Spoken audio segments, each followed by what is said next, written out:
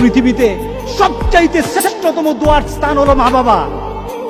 ওই মা বাবা যদি হাত পাতে আরশ পর্যন্ত পৌঁছে যায়, ওই মা বাবা যদি বদদুয়া করে, পৃথিবীর সব তীর সব টার্গেট মিস হতে পারে, কিন্তু মা বাবার বদদুয়া কখনো মিস হয় না, কখনো মিস হয় না।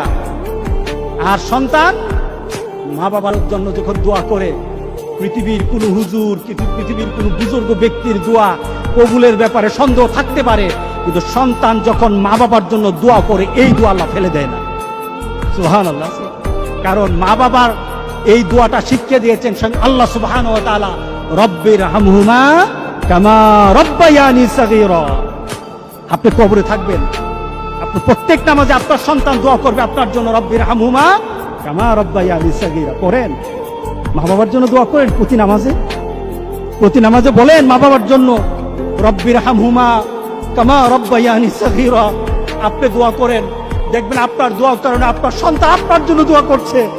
আপনাকে আল্লাহ যেন এমন সুযোগ করে দেয়, এমন কুলাঙ্গার সন্তান যেন আমাদের সন্তানগুলো আল্লাহ না বানায়। সবাই বলেন আল্লাহুম্মা আমিন।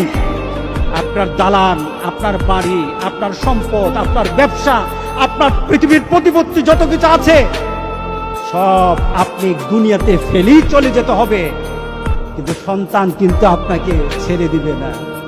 সন্তান আপনাকে ছেড়ে দিবে না। ভালো সন্তান রেখে যাবেন, কবরে শুয়ে শুয়ে আপনার সন্তানের দোয়া পাবেন। খারাপ সন্তান